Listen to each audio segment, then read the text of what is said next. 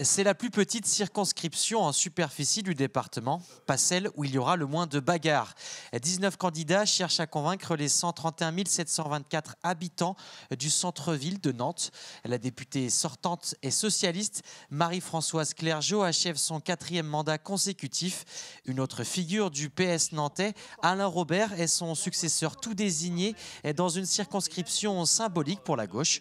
Ce fidèle de Jean-Marc Ayrault et de Johanna Roland retrouve une autre membre de l'équipe municipale face à lui, Pascal Chiron, qui se présente sous l'étiquette Europe Écologie Les Verts. La République En Marche a choisi d'investir de son côté Valérie Oppelt, sa référente départementale. Cette chef d'entreprise novice en politique aura fort à faire dans ce bastion de gauche, mais elle espère s'appuyer sur le bon score d'Emmanuel Macron aux élections présidentielles.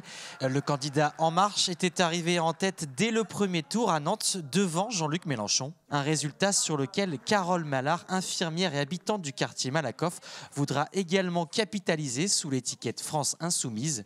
À droite, on espère progresser dans le centre-ville.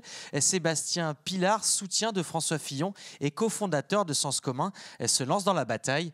Le Front National compte sur Agnès Crissement pour faire mieux qu'au présidentiel. Marine Le Pen avait à peine dépassé les 7% au premier tour à Nantes. Parmi les autres candidats dans cette deuxième circonscription, un régionaliste, un membre du parti breton et plusieurs candidats sans étiquette.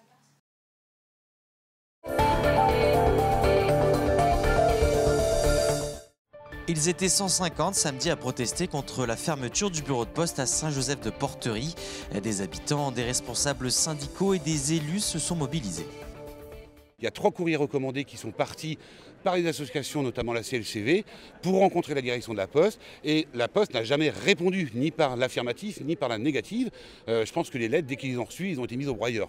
Donc il y a une situation de blocage qui est vraiment orchestrée par la direction de la Poste, qui se coupe des associations de quartier, qui s'est coupée aussi de la mairie de Nantes, qui a raconté des bobards aux députés la semaine dernière sur la fréquentation. Donc la situation de blocage qui est aujourd'hui l'occupation de la Poste à partir de midi, c'est pleinement la responsabilité de la direction de Loire-Atlantique Vendée. Après un match 1 mémorable sur le parquet de Fos-sur-Mer, l'Hermine s'est inclinée d'un petit point à la maison hier soir. Il faudra gagner le match d'appui pour rêver encore à la Pro A. C'est très frustrant, d'autant plus qu'on a mené tout le match. Ils ont mené qu'une fois de 2 points. Simplement 3 minutes de la fin, on était encore avec plus 8.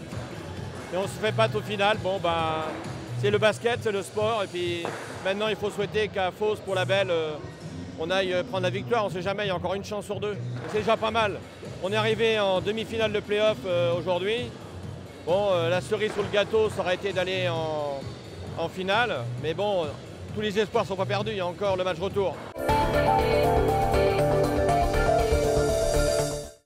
L'une des étapes de la 6e édition des 3 routes a eu lieu aux Sorinières, une compétition internationale de roller de vitesse des plus jeunes aux vétérans. Olivier Caillé.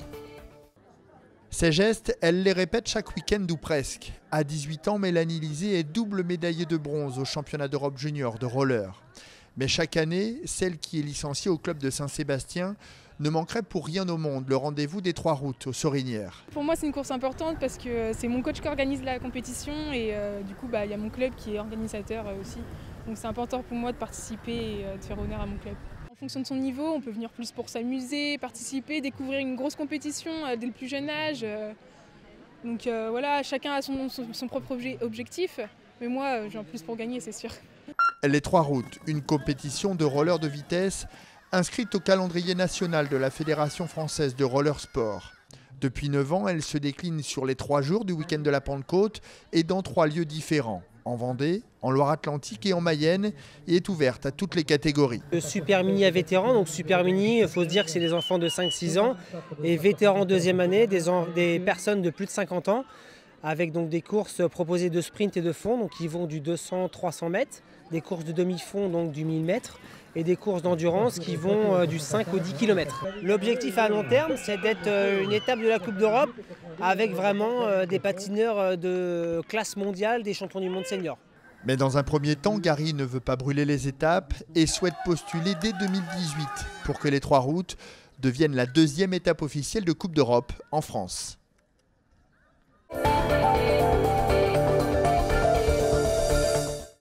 La 9e édition du festival Charivari avait lieu ce week-end à Vertou.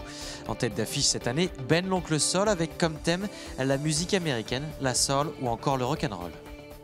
Charivari fait son show à l'américaine cette année, donc avec en tête d'affiche Ben l'Oncle Soul et toute une programmation avec du gospel, de la country, du rock, du folk, beaucoup de groupes locaux également. Il y a plus de 210 personnes des associations de Vertou qui ont créé un spectacle uniquement pour Charivari et qui se produisent sur la scène de la Clairière, puisque nous avons trois scènes, une grande scène, la scène du parc, la scène du quai et la scène de la Clairière avec des associations vertaviennes.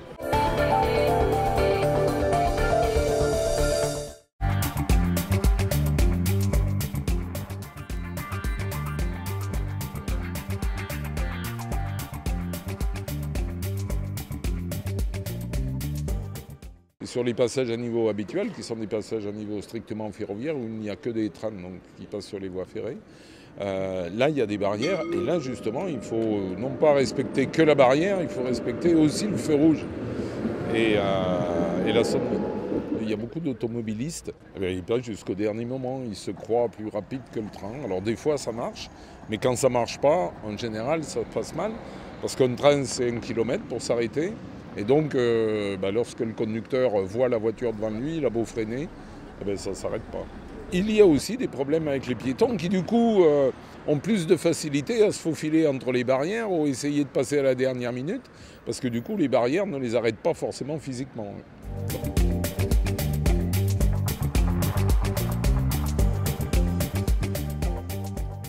Au niveau de la région, en 2016, il y a eu 39 accidents au passage à niveau, dont un qui a provoqué un décès à Saint-Nazaire l'année dernière. Donc voilà, il y a quand même, ce sont des chiffres qui sont assez hauts, 39.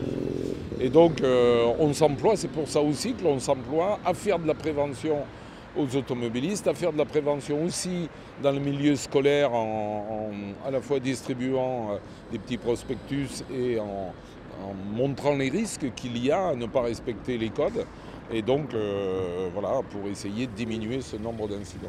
Et ce qu'il faut dire aux gens, c'est que voilà, un train ne s'arrête pas comme ça, et un tram non plus. Et donc on prend réellement des risques avec sa vie pour gagner 3 secondes.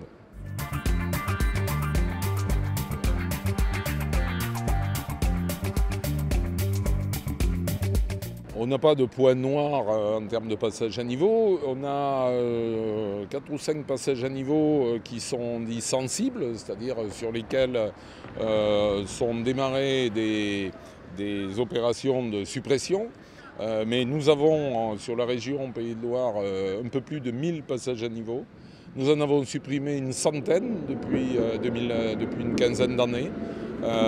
Tous les ans, nous consacrons SNCF Réseau environ 36 millions d'euros, soit à l'amélioration, soit à la suppression des passages à niveau.